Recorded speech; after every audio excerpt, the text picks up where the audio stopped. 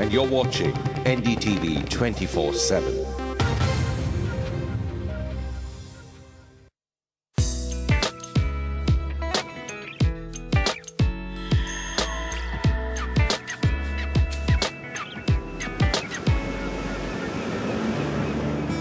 Welcome to this most beautiful spot in India. This is Puducherry, and the way they define it is, this is the place where time takes a break. I'm with Sarah and Sikta, who've traveled for many, many days now, highlighting the problems of our coast of India.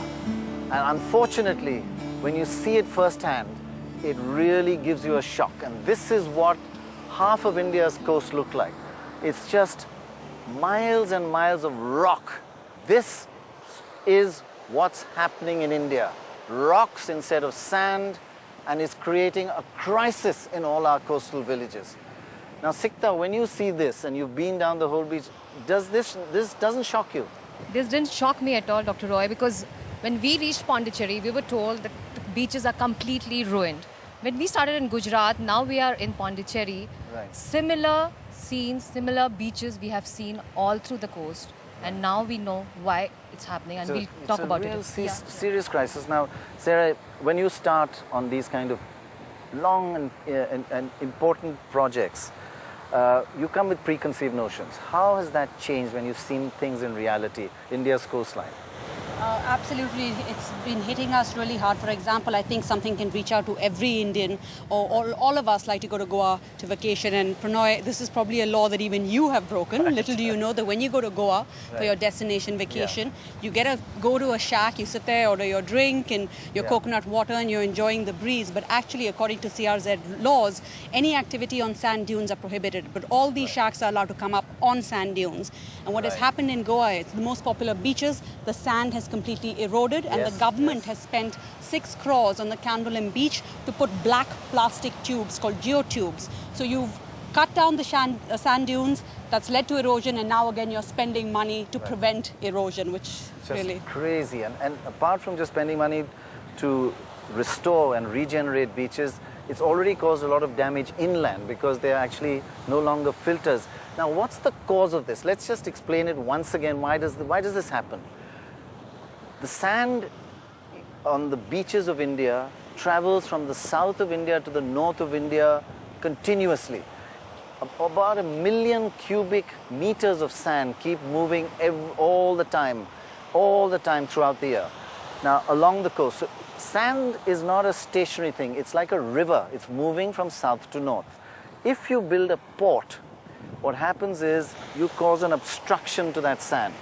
So the southern part, the sand builds up, and in the northern part, the sand disappears because you do not have the natural flow of sand anymore. And when you cause this obstruction, this is what you get. These are the ghastly sights that you're seeing in half of India's 7,000-kilometer coastline. It's absolutely shocking. What should be done? It's a small and simple thing. We have 180 ports. Each port is meant to dredge the sand from the southern part and dump it on the northern part to keep the flow going. Nobody does it. How much does it cost? It costs about 3 crores a year for each port, but they want to save that 3 crores and put the money in their pocket. All that we are asking in this campaign is get the ports to start dredging and moving the sand and regenerate. The beauty of this whole issue is that you can get your beaches back.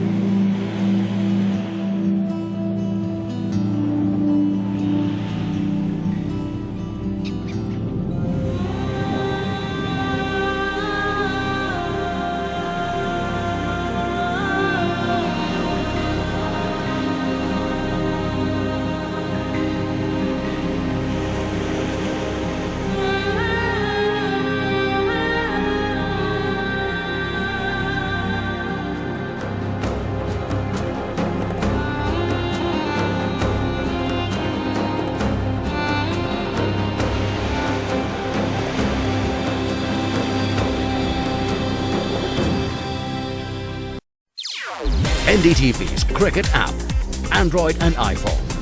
Fastest scorecard, special analysis, and much more. Download free.